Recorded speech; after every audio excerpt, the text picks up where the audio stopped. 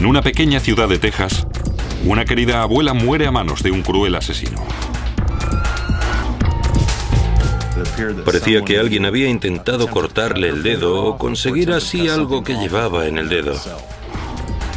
Los amigos y vecinos estaban aterrorizados, preguntándose quién sería el siguiente. Empezaron a sospechar de cualquier cosa que pareciera fuera de lo normal. Tras el asesinato, ya no se sentían seguros. La policía tenía que darse prisa para devolverle la paz a la comunidad y resolver el misterioso caso.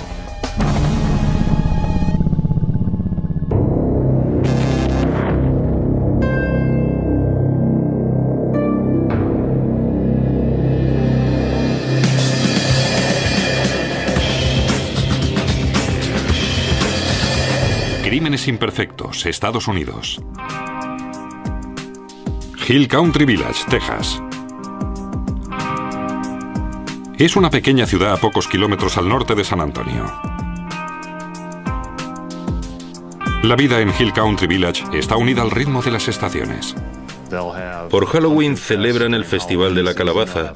Celebran fiestas con Papá Noel solo para los residentes. Organizan muchos eventos para reunir a los residentes y unirlos aún más. Pero en mayo de 2003, la paz y la tranquilidad de Hill Country Village se vieron trastornadas. Un asesino andaba suelto. Cuando se resolvió el caso, la frase «asuntos familiares» tenía un nuevo significado para los habitantes de esta pequeña ciudad. Para nosotros este caso era un misterio. No habíamos tenido nada parecido en 20 años. Y todo empezó con una llamada al 911. ¿Emergencias? Algo le ha pasado a mi abuela. No respira. Necesito ayuda inmediatamente. ¿Puede llegar hasta ella? Sí, ahora mismo la estoy mirando. Muy bien. Oh, Dios mío. Hay sangre por todo el suelo. Parece que lleve aquí mucho tiempo desangrándose. Ya ha salido una ambulancia para allá. Gracias.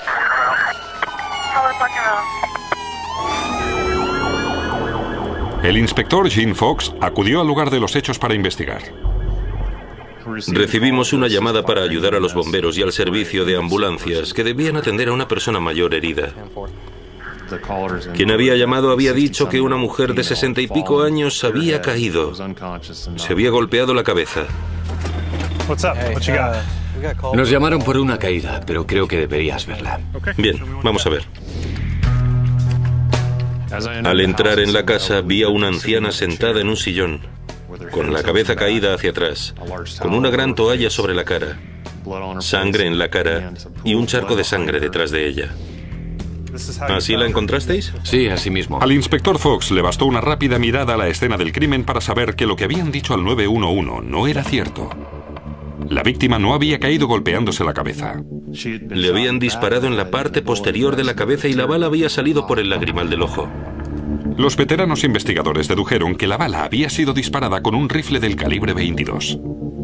Era muy raro que la víctima siguiera sentada en el sillón cuando parecía que le habían disparado. Pero la herida de bala que había matado a la víctima no era la única herida que vieron los investigadores. Al examinar de cerca su mano izquierda, parecía que alguien había intentado cortarle el dedo o conseguir así algo que llevaba en el dedo. La víctima era Edith Camp, de 69 años. Mi madre nació en Frankfurt, Alemania, el 8 de diciembre de 1934. El hijo de Edith dijo que su madre era como el pegamento que mantenía unida a su extensa familia. Nos crió a nosotros, se preocupó de que fuéramos al colegio, nos cuidó, nos alimentó, se cuidaba de la casa. Era una madre que cuidaba de su casa. Edith Camp estaba muy ocupada cuidando de la casa y educando a sus hijos. Pero cuando su marido falleció, Edith tuvo que ponerse a trabajar, ocupándose de la casa de empeño de la familia. A mi madre le encantaba trabajar en la casa de empeño. Mi madre se desvivía por tratar a la gente de forma justa, ayudarles como podía. Las casas de empeño fueron prosperando, y con ellas, la familia. Pero para Edith, sus clientes eran más como amigos, como de la familia. Donde quiera que fuera, todo el mundo la conocía. Hablaban con ella. Se sentaba con la gente y charlaba. Trataba a todo el mundo como si fueran de la familia. Era única. Era una madre que incluso hoy la seguimos echando de menos. Madre, abuela y propietaria de un negocio familiar. ¿Quién querría matar a una mujer tan querida por todos aquellos que la conocían? Sí, en este momento estamos en la escena del crimen. La policía registró la escena del crimen en busca de cualquier pista que les llevara hasta el asesino.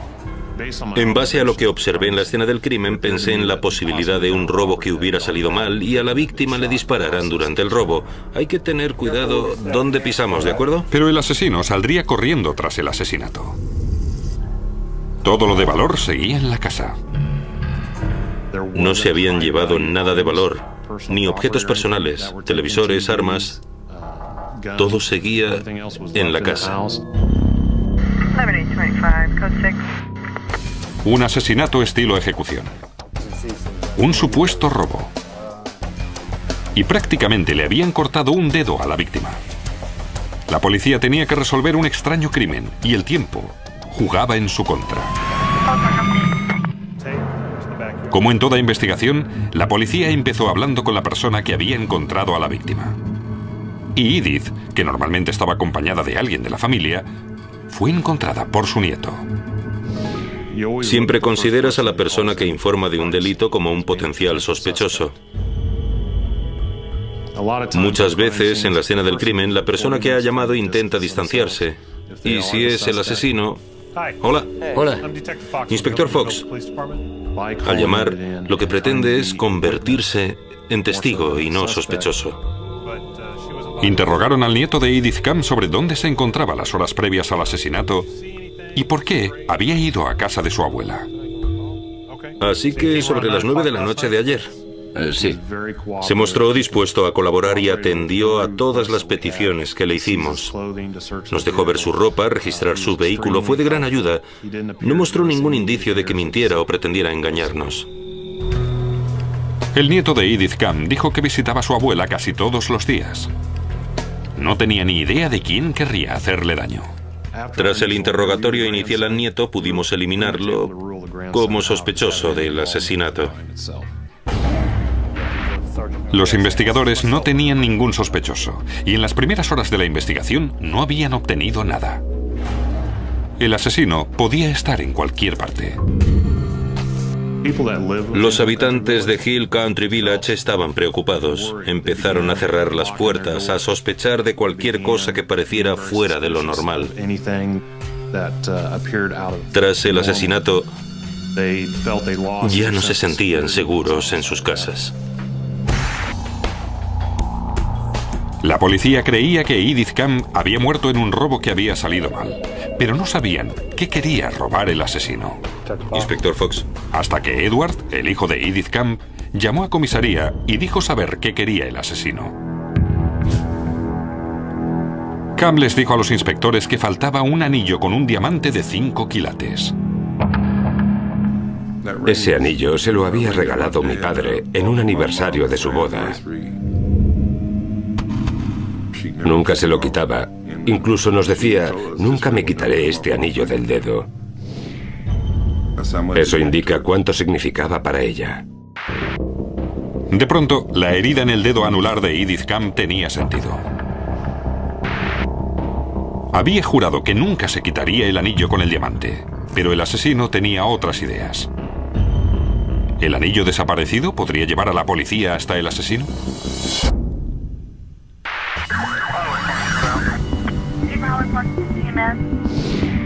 Edith Camp, de 69 años, madre de 3 hijos y abuela de 9 nietos, había sido asesinada a tiros en su propia casa. Mi madre y yo estábamos muy unidos y necesité mucho tiempo para superarlo. Ni siquiera hoy puedo decir que lo haya superado totalmente. Te sigue doliendo aquí, en el corazón.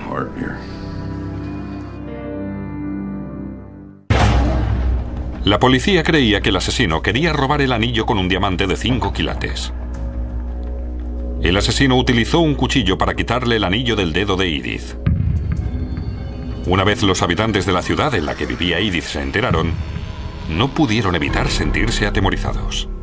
La gente cerraba la puerta, bajaban el seguro de los coches, hacían todo lo que podían. Mantenían los ojos bien abiertos y no dejaban de vigilar. La policía empezó su investigación buscando el desaparecido anillo con el diamante de 5 quilates. El anillo que le quitaron a la víctima era único. Al principio creíamos que nos resultaría muy fácil localizarlo por el hecho de ser de 5 quilates. Con un anillo de un alto precio en la mano, era muy probable que el asesino estuviera buscando convertirlo en dinero. ¿Y el lugar más probable para esa clase de venta en efectivo? Una casa de empeño. Fuimos a todas las casas de empeño que pudimos localizar. En San Antonio hay una gran cantidad de casas de empeño, tanto si son de empresas conocidas como si son pequeños negocios familiares. El anillo con el diamante de 5 quilates llamaría la atención incluso en las casas de empeño en las que las joyas se intercambian por dinero a cualquier hora del día. ¿Cree que los empleados hablarían de ello?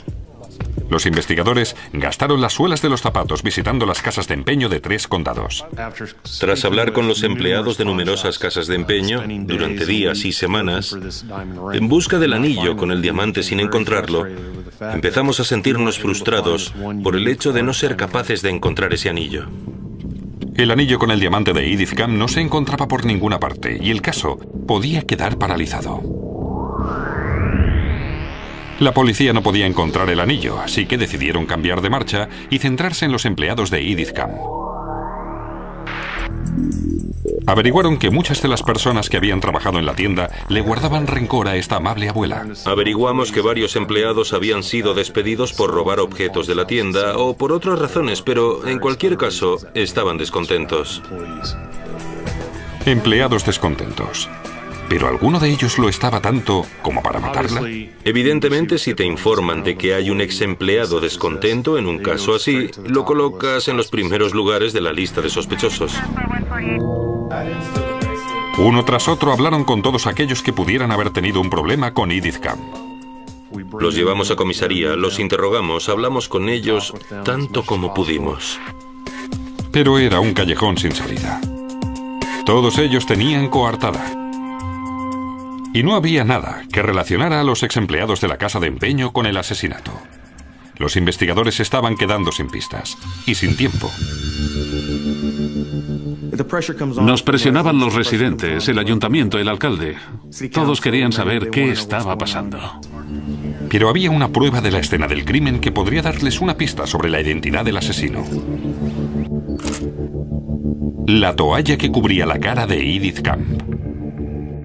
Por regla general, cuando se tapa la cara de la víctima con una toalla, indica que el asesino conocía a la víctima de una u otra forma. Y al cubrirle la cara, se distancia de la víctima al no tener que ver la cara de la persona conocida. Alguien cercano a la víctima que estaría terriblemente avergonzado de lo que había hecho. Tal vez uno de los familiares de Camp. Los investigadores se centraron en los familiares de Edith Camp. Aún no habían eliminado a nadie como sospechoso. A nadie. El agente que estaba al mando de la investigación me llamó para preguntarme si podría ir a la comisaría porque querían interrogarme. Y yo le dije que por supuesto.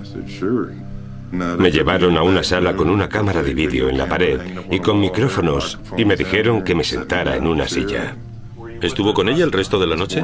Fue como un interrogatorio. ¿Algún miembro de la familia Camp era un asesino a sangre fría? La policía de Hill Country Village, Texas, estaba investigando el asesinato estilo ejecución y el robo de Edith Camp. Los investigadores creían que alguien cercano a Edith, incluso un miembro de la familia, podía ser el asesino. Interrogaron a Edward, el hijo de Edith Camp, sobre dónde había estado la noche que asesinaron a su madre. Me llevaron a una sala, me dijeron que me sentara en una silla y me hicieron un montón de preguntas, como cuándo había visto a mi madre por última vez. Tengo que hacerle unas preguntas. Al principio, cuando interrogamos a miembros de la familia, todo el mundo es sospechoso hasta que uno por uno podemos eliminarlos de la lista. Edward Camp le dijo a la policía que estuvo con su madre la noche antes de que fuera encontrada asesinada. Solo les dije que esa fue la última vez que la había visto. Le di un abrazo y ella se fue conduciendo su coche. Mi hijo y yo nos despedimos y volvimos a entrar en casa. ¿Estuvo con ella el resto de la noche? Camp respondió a todas sus preguntas. Y tras unas horas de interrogatorio demostró que era inocente. Creo que el departamento de policía hizo un excelente trabajo y me siento muy orgulloso de la policía de esta zona.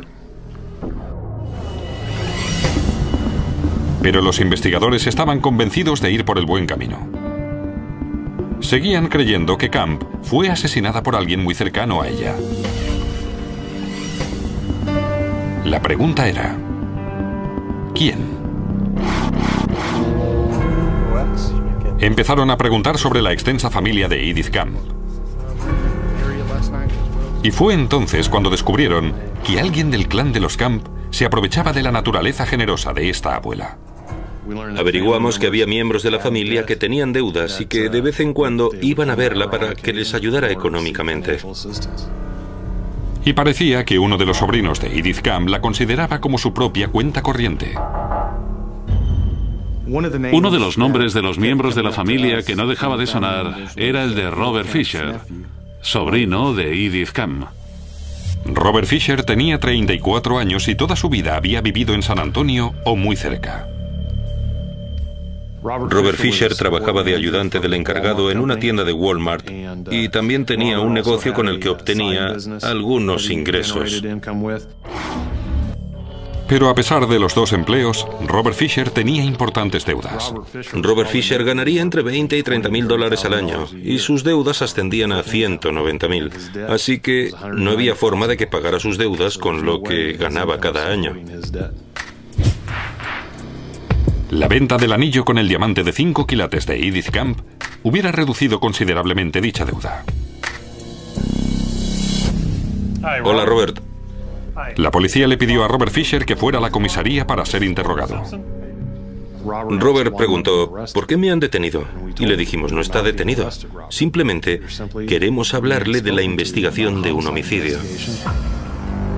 Fisher admitió haberle pedido dinero prestado a su tía cuando andaba mal de fondos.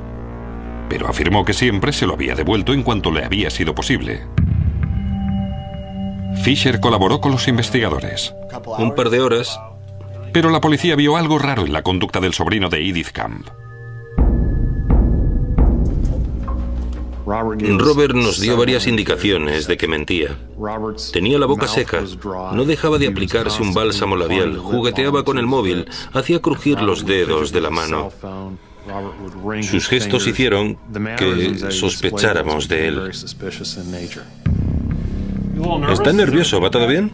Sí. Fisher se retorcía como una anguila, por lo que los investigadores decidieron ir a por todas. Le preguntaron dónde se encontraba la noche en que su tía fue asesinada. Robert dijo que estuvo con su novia en un McDonald's local desde aproximadamente las 7:30 de la tarde y luego fue a casa de la chica hasta más o menos las 2:30 de la mañana. Fisher le había dado a la policía algo sólido que podían comprobar: una coartada. Ya he hablado con él. Con Robert Fisher aún en la sala de interrogatorios, le preguntaron a su novia si su coartada era cierta. Muy bien. Si su novia no confirmaba su coartada, tal vez se quedaría en la sala de interrogatorios más tiempo del esperado. Cuando hablamos con la novia de Robert, ella confirmó su coartada. Había estado con ella desde aproximadamente las 7:30 hasta las 2:30 de la mañana de los días 26 y 27 de mayo, respectivamente. Desde las 7:30 de la tarde hasta las 2:30 de la mañana. Exactamente el tiempo que el forense creía que habían asesinado a Edith Camp. Parecía que Robert Fisher ya no era sospechoso. Cuando la novia confirmó su coartada, nos sentimos algo desanimados y un poco frustrados de nuevo con el caso. Una pista tras otra, los investigadores siempre tropezaban con un muro. Y 6 largos meses después del asesinato de Edith Camp, su asesino seguía en libertad. Por frustrante que nos resultara el caso, íbamos a seguir con la investigación sin importar el tiempo que necesitáramos hasta que obtuviéramos resultados identificando al asesino de la señora Camp. Una semana después, recibieron una llamada inesperada. Una llamada que cambiaría la dirección de la investigación. La llamada la había hecho el encargado de una tienda Walmart local. El encargado me dijo que un arma de pequeño calibre había desaparecido, según habían notado al hacer el inventario mensual. El arma desaparecida era un rifle del calibre 22. La misma clase de arma que la policía creía era el arma homicida. El encargado dijo que era muy raro, ya que en los 10 años o más que esa tienda Walmart funcionaba en ese lugar, nunca antes había desaparecido ningún arma de fuego. Un arma desaparecida y un nombre conocido. Robert Fisher trabajaba por las noches en esa tienda Walmart. El encargado también me dijo que Robert Fisher tenía la llave del armero en el que fue vista por última vez el arma desaparecida. ¿Edith Camp había sido asesinada por su propio sobrino? La policía se había centrado en Robert Fisher, sospechoso del asesinato de su tía, Edith Camp. Ahora tenían la que podría ser la pista que necesitaban para detener a Fisher. Había desaparecido un rifle de la tienda en la que trabajaba, y era del mismo calibre que el utilizado para matar a Edith Camp. Era imposible ignorar una coincidencia así. No podíamos pasar por alto que el arma había desaparecido, que Robert Fisher tenía las llaves del armero y acceso al arma, y que Edith Camp había sido asesinada con un arma del mismo calibre. Pero había un problema. Parecía que Fisher tenía una coartada. Su novia sostenía que estaban juntos cuando Edith Camp fue asesinada. Pero ahora, con la prueba del rifle sobre la mesa, los investigadores creían que la novia estaba encubriendo a un asesino. Buscaron una grieta en la coartada de Fisher. Investigamos si Robert había efectuado alguna llamada telefónica en el tiempo en que Edith fue asesinada. Obtuvimos una orden para conseguir el registro de llamadas de su móvil y descubrimos que había hecho 3 llamadas desde poco después de las 10 de la noche. Pero fue la persona con la que habló Fisher la que desmontó su coartada. Las llamadas eran al móvil de su novia. Fisher dijo que estaba con su novia cuando su tía fue asesinada. ¿Por qué llamaba a su novia cuando estaba con ella? Los investigadores volvieron a interrogar a la novia de Fisher y le mostraron las pruebas que tenían en su contra.